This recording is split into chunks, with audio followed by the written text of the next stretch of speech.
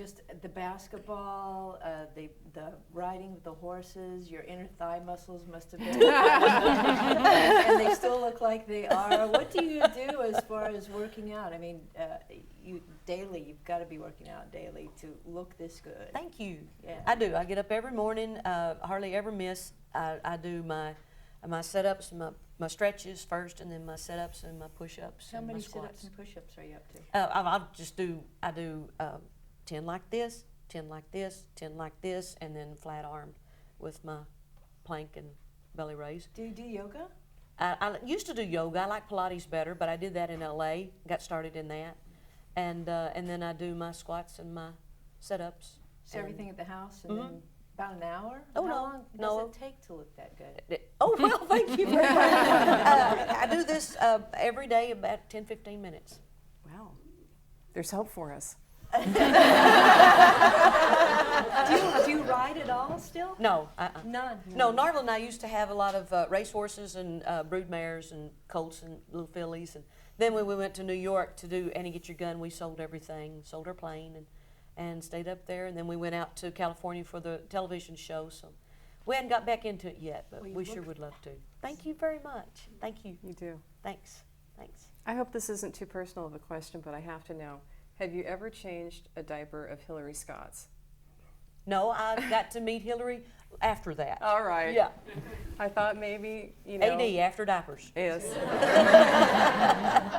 with her mother and you know, with the history that you have, I thought maybe there was a little story there. Hillary is the sweetest little old girl, and she was so cute. And I remember I've got pictures of she brought her Barbie doll, her pink Barbie doll car, over to let Shelby and Chelsea ride in it. And we were all outside and just as cute as a button. And for Hillary and me to get to sing Does He Love You when Lady A started, they were opening the show for me one night, and I asked her if she'd like to sing Does He Love You with me, and she said yes. And it was all I could do to keep my composure on stage with her. I was so proud. When they won their first big awards at the CMA, Faith Hill and I were on the front row. Now, I don't know if y'all know this or not, but Faith Hill used to work in our fan club room back over at Starstruck when we were over at Fairgrounds Court. And Hillary would come in and help Linda package up things and send out to the fans merchandise. And so we were sitting there blubbering like proud ants. We were so happy for Hillary and the guys winning. And what a sweetheart. I'm so proud of her. I don't think it's not a joke and it's not a cliche when people talk of and about how country music is a family. You hear that a lot. Well, it's like it's family music. It's a family. No, it really is. I mean, there are people you are friends with and have been friends and will remain friends with people who are so dear to you. And I just think that's so cool. Being where we are, it's an honor for us to see, for those of us who have been doing this for a long time, to see people grow, and I really like that. That was just a thought I had. So my question is, the Reba Show will never be resurrected, but maybe for us, it would be so cool if you would consider a reality TV show like Keeping Up with the Kardashians. Would you ever do that? Would you? No. I knew you were going to say no. Absolutely not. One time, John Small, who did the first video, whoever's in New England with me, had an idea of following me around for a day while we were at Houston, at the Houston Livestock Show and Rodeo. And I thought, well, okay. I was never so ready to get a camera out of the limo, out of my dressing room, out of my face. And I was like, I gotta go to the bathroom. Well, you just went. Well, wonder why I need to go again. I was going to get away from them. No, I couldn't do it. I don't see how in the world they do that. Do you watch? Do you like them? No, I don't watch that. Wow. No. Amazing Race, I'll watch. Yeah. But no, I don't see how in the world they do it.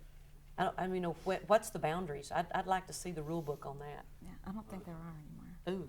It's weird. Yeah. No America's Next Top Model either? No. No. Would you do Dancing with the Stars? No.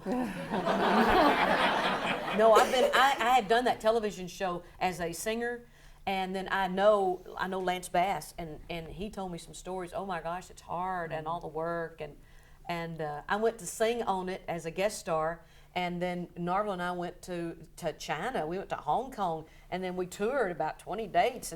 And then I came back, and the show's still running, and they're still in there dancing. I thought, bless their hearts.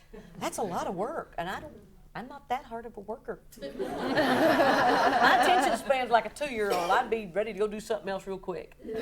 Besides, those high heels and me wouldn't get along. The song on the new CD, A Little Want To, the concept for that kind of strikes me as something your dad might have espoused. Just the concept for the song, you know, here's what it's going to take. It's a little bit of hard work. Yep. Does he come to mind, or are there people that when you sing that song you think about? Mama. Yeah? Mama's the one that comes to mind when I say you got to have a little want to attitude. Goes a long, long way. A little something I can do inside of me, no matter what folks say.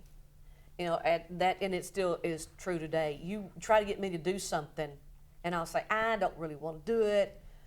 Well, a perfect example of that was one time we were playing the Houston Astrodome, and we were all the time trying to figure out a new way of getting into that arena, because the arena's huge and the people are way out here. And so Narvel and Brian Leadham, my production manager, still will not confess whose idea it was. But they said they came up with the idea to lower me from the ceiling of the Houston Astrodome. Now, y'all ever saw the outside, you know, that red light that's on the outside? Well, I was right on inside underneath that light. And so Sandy and I and all the crew practically had to go up an hour before the rodeo started. And I was in like a jogging outfit, and then Sandy carried my outfit that I was going to get into, and the boots and everything. And so we stayed up there and finally got changed, and they set me into this little cage and harnessed me in. Petrified of heights, I want you to know. And so, you know, the American flag is like 100 yards long up there, and they just lowered me right down the side of the American flag. Well, in talking about all this at the very beginning, Narvel said, would you do it? And I said, of course I won't do it. I'm afraid of heights. I'm not going to do that. And he went through it all again. The next day he came back. You sure you won't do that? I said, no, I'm not going to do that. That's stupid. He said, okay, that's all right. Garth will do it. I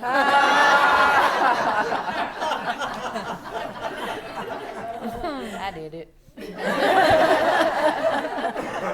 So if anybody wants me to do something, just say, well, somebody else will do it, and you know, you don't have to worry about it. But Mama always said, you got to have that oomph. You got to have that want to do it, or you know, you're just not going to ever amount to anything, no matter what you try. If you're going to be a school teacher, you got to have the want to get in there and teach those kids something. Make it fun. Make it exciting for them. Have a little want to. And that's why that song hit me so well. Yeah, that's a good song. Thanks. Thanks. What are your vices? You have to have something. Vices? Vices. You have to. Probably none. Come on now. There's got to be chocolate in your background, or lots of cake, or a pie that someone else made. I love beans a lot. Okay. There you go.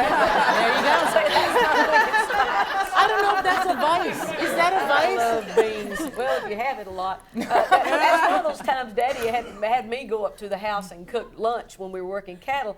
And Mama, I don't know where Mama and Alice were, because they were always the ones that were sent to the house to cook. And I didn't know what to do.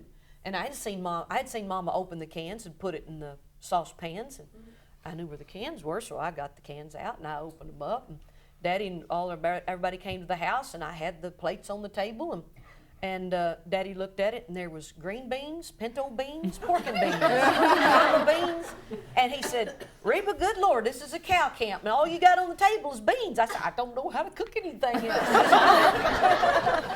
So I like beans. But I don't know, any vice I have is, I don't know where Narvel is, but He's back there. yeah. I think you'd have to answer that one. But he won't probably till tomorrow. Okay. All right. We'll be hitting you up, Normal. We've talked about a couple of songs on the album so far.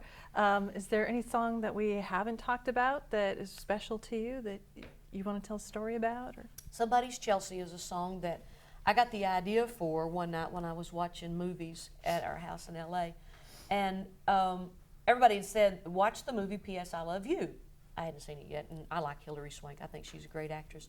And so I was watching it, and at the part where Hilary Swank is at this counter or a booth in a bar cafe with Harry Connick Jr. And Harry is very upset because she's not in love with him like he's in love with her. And he says, "What is it? What do I not have? And what do I not have that your husband, who had passed away, what did he have that I don't have?" And she's, "Well, Frank was this and Frank was that, and he was just so good to me." And finally Harry gets up and she says, "Where are you going?" He said, "I want to be somebody's Frank." So I ran up there and I got on the computer and I emailed Liz Hingberg, who's a good friend of mine, and she has written many of the songs that were #1s for me. And I said, "What do you think about this idea?" I said, "I want to be somebody's Chelsea." That's my granddaughter's name. And so I said, "I want to be somebody's Chelsea." And so she said, "You mind if I get Will Robinson to write it with me?" And I said, "Absolutely not." And so they'd write a little bit and they'd send it to me. And I took the rough demo into the studio and played it for Dan Huff and all the musicians, and that's what they came out with.